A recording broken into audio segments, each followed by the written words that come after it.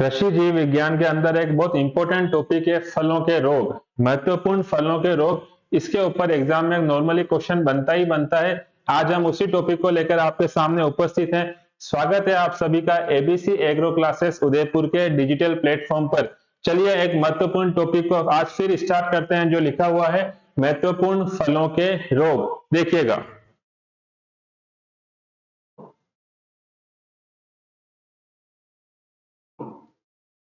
सबसे पहला जो रोग लिखा हुआ है आपके सामने, वो लिखा हुआ है नींबू का कैंकर रोग, जिसे सिट्रस कैंकर कहा जाता है। सिट्रस सिट्रस आप जानते हो, पूरा नींबू वर्गीय जो फल होता है उसी का एक इंपॉर्टेंट रोग है जिसे कहा जाता है सिट्रस कैंकर। इसकी बात करते हैं। देखिएगा, इसका जो उत्पत्ति स्थल माना गया है वो या तो भारत को माना गया है या जावा को माना गया है। Question same important question objective में किस तरह से आएगा, नींबू के कैंकर रोग का उत्पत्ति स्थल क्या है, तो या तो आपको भारत मिलेगा या जावा मिलेगा। देखिए, भारत में सबसे पहले एक साइंटिस्ट थे फ्रासेट और जेनकिंस। ये दो नाम याद रखिएगा। आप कैंकर के संबंधित बात है कि भारत में इस रोग को सर्वप्रथम फ्रासेट और जेनकिंस ने 1927 से 1931 के बीच किस पर देखा था, कागजी नींबू के ऊपर देखा था। और कहां देखा था, तो याद रखिएगा देहरादून में देखा था। तो क्वेश्चन क्या बनता है, भारत में किस वैज्ञानिक ने इसकी खोज करी थी, फ्रासेट और जेनकिंस ने 1927 से 1931 में। और कहां पर, देहरादून में। और इसका उत्पत्ति स्थल क्या माना गया है, भारत या जावा। अब देखिए इस रोग के लक्षण पत्तियों, टहनियों, पुरानी शाखाओं, फलों आदि पर देखे जाते हैं। इसका मतलब हुआ ऑलमोस्ट प्लांट के हर पार्ट पर इसके सिम्टम आपको नजर आएंगे, लक्षण नजर आएंगे, चाहे वो पत्ती हो, टहनी हो, पुरानी शाखाएं हो। फिर देखिएगा, पत्तियों पर जलासिक्त धब्बे बन जाते हैं। जलासिक्त धब्बे बन जाते हैं। ये धब्बे उभरे हुए, जब आप हाथ लगा के देखने की ट्राई करो तो आपको उभरे हुए दाने के समान नजर आते हैं। और ये जो लक्षण होते हैं, सबसे पहले पत्ती की निचली सतह पर नजर आते हैं, उसके बाद में ये पत्ती की ऊपरी सतह पर नजर आते हैं। तो जब आप इस लक्षणों की बात करोगे तो जो दाने या धब्बे बनते हैं वो सबसे पहले पत्ती की निचली सतह पर बनते हैं। जब संक्रमण ज्यादा होता है तब वो पत्ती की ऊपरी सतह पर आते हैं। इसके लक्षणों की हम बात कर रहे हैं। नेक्स्ट देखिएगा, ये जो धब्बे आपने बताया अभी कि जो धब्बे उभरे हुए दाने के समान होते हैं, इनकी बात करें तो ये धब्बे 1 मिलीमीटर से 1 सेंटीमीटर आकार तक हो सकते हैं। बाद में ये क्या होते हैं, आपस में मिल जाते हैं। सपोज जो धब्बे छोटे छोटे हैं वो बाद में आपस में मिलकर बड़े धब्बे का रूप ले लेते हैं, तो पत्ती पूरी विक्षत हो जाती है।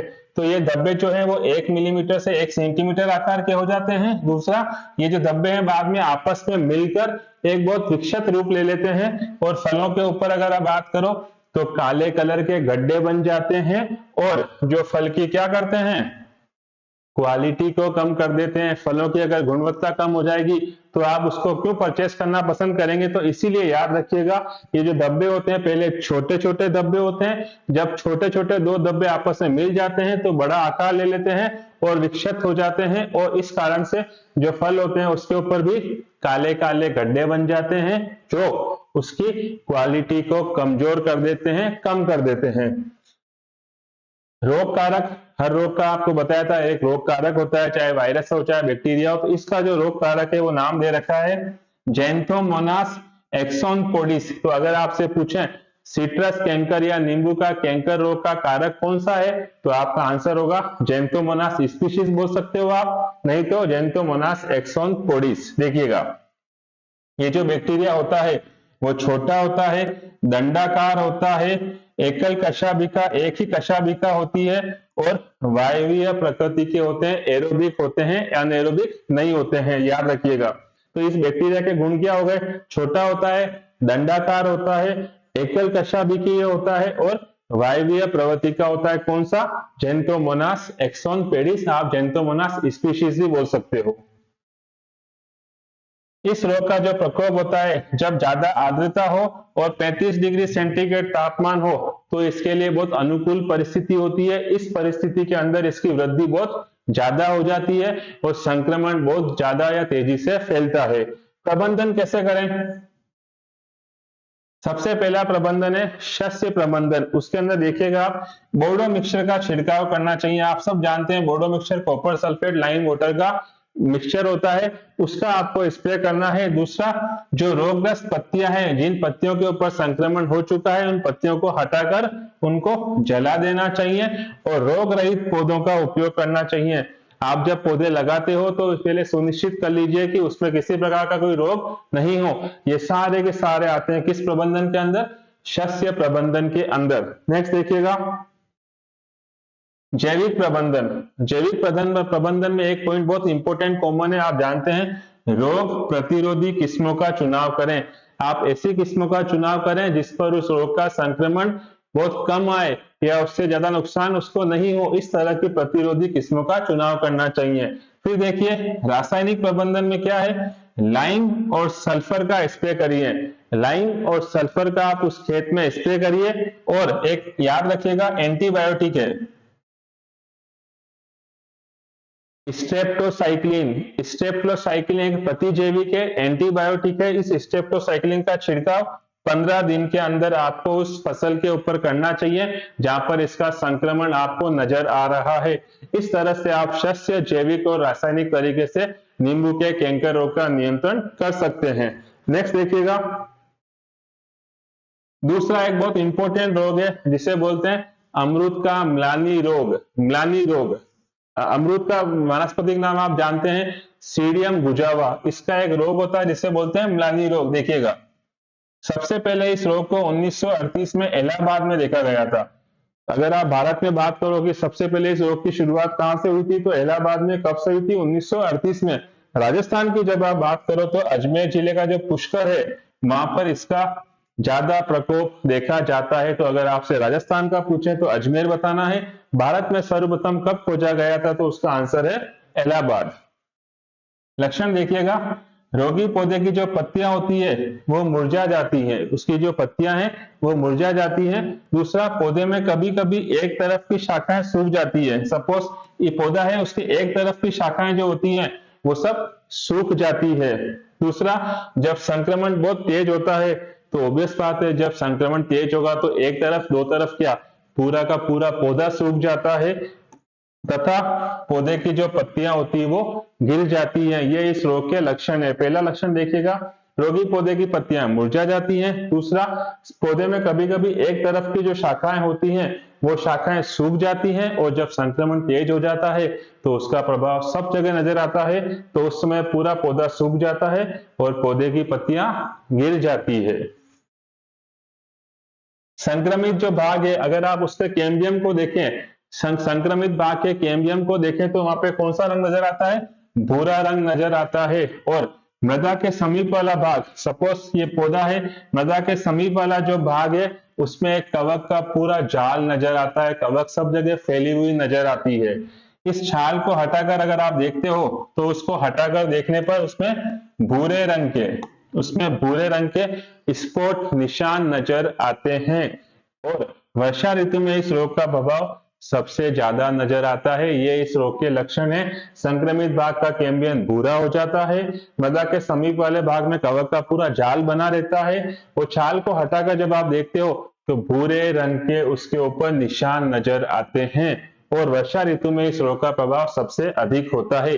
अब सेम किस कारण से फैलता है, कौन इसको फैलाता है, तो उसका रोगजनक जो कवक है उसका नाम है फ्यूजेरियम ऑक्सीस्पोरम। याद रखिएगा, फ्यूजेरियम ऑक्सीस्पोरम द्वारा यह रोग फैलता है, अमरूद का म्लानी रोग। नेक्स्ट देखिएगा, इसमें जो बीजाणु बनते हैं, 3 प्रकार के बीजाणु बनते हैं। इस पे क्वेश्चन इस तरह से बनता है कि इसमें किस तरह के बीजाणु बनते हैं? 3, लघुकोनिडियम, ग्लूकोनिडियम और तीसरा होता है क्लेमाइडोकोनिडियम। उसको क्लेमाइडो बीजाणु बोलते हैं। क्वेश्चन बनता है क्लेमाइडो बीजाणु के ऊपर, ये क्या बनता है कि सबसे अधिक समय तक इन तीनों जीवाणुओं में से कौन सा जीवित रहता है, तो उसका आंसर हो जाएगा क्लेमाइडो बीजाणु। ये काफी वर्षों तक जीवित रहते हैं। तो याद रखिएगा, इसमें 3 तरह के बीजाणु बनते हैं, लघुकोनिडियम, गुरुकोनिडियम और तीसरे को हम बोलते हैं क्लेमाइडो बीजाणु, जो सबसे लंबे समय तक जीवित रहते हैं। प्रबंधन, ऑलमोस्ट प्रबंधन सेम होता है, आपको पता है। शस्य प्रबंधन में देखिएगा, रोगी वृक्षों को जड़ से उखाड़कर जिसके पौधे के ऊपर या वृक्ष के ऊपर ये रोग आया है, वो ज्यादा संक्रमण हो गया है, तो उस वृक्ष को जड़ से उखाड़कर जला देना चाहिए। दूसरा, पौधे रोग मुक्त नर्सरी से लेने चाहिए। जब आप पौधों को लेते हो प्लांटेशन के लिए तो जिस नर्सरी से ले रहे हो वहां पे सारे पौधों में रोग नहीं होना चाहिए, पौधे सब रोग मुक्त होने चाहिए। जैविक प्रबंधन देखिएगा, रोग प्रतिरोधी किस्मों का चयन करना चाहिए। आप इस तरह की किस्मों का उपयोग करें जिससे पौधों में उस रोग का प्रभाव कम से कम हो। रासायनिक प्रबंधन की जब आप बात करते हो तो याद रखिएगा, वृक्ष के चारों ओर 15 सेंटीमीटर की गहराई में 1.8 किलोग्राम प्रति वृक्ष के हिसाब से चूना या जिप्सम, याद रखिएगा इसके रासायनिक प्रबंधन में हम लाइम चूना और जिप्सम का उपयोग करते हैं। दूसरा, जो गड्ढे हैं उन गड्ढों के अंदर 3 ग्राम प्रति लीटर के हिसाब से थायरम के घोल से उसका उपचारित करना चाहिए। तो याद रखिएगा, गड्ढों में 3 ग्राम प्रति लीटर थायरम स्प्रे करना है, बाकी आपको चूने और जिप्सम का उपयोग करना है। कभी कभी आप चाहो तो इसमें कार्बेंडिज्म का भी उपयोग कर सकते हैं। तो रासायनिक प्रबंधन में 3 नाम याद रखिएगा, चूना या जिप्सम, थायरम। थायरम का क्या करना है, गड्ढों में यूज करना है, और कार्बेंडिज्म का भी आप उपयोग कर सकते हो। तो ये सारी बातें हुई अमरूद के अम्लानी रोग की। अब देखिएगा,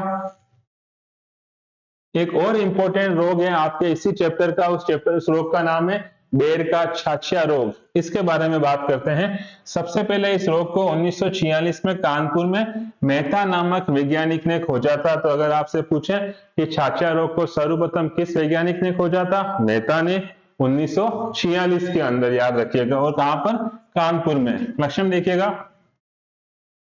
जो बेर के छोटे फल होते हैं उन छोटे फलों पर सफेद चूर्ण जैसा वृद्धि नजर आती है, जिससे क्या होता है, फल का जो कलर होता है वो भूरे रंग का हो जाता है और गिरने लगता है। तो पहला लक्षण क्या हुआ, बेर के छोटे फलों पर सफेद चूर्ण जैसा नजर आता है, फलों का रंग भूरा हो जाता है और फल धीरे धीरे गिरने लगते हैं।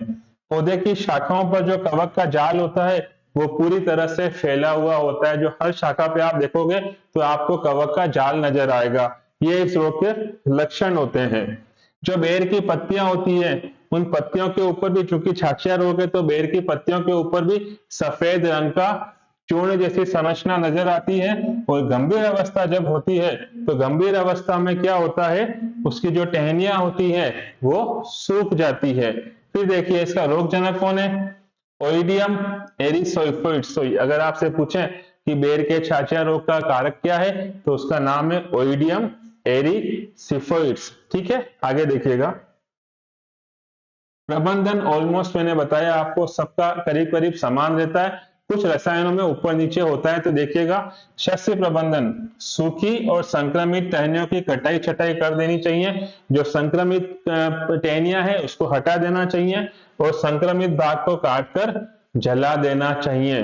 जैविक प्रबंधन देखिएगा, सेम प्रतिरोधी किस्मों का चयन करना चाहिए।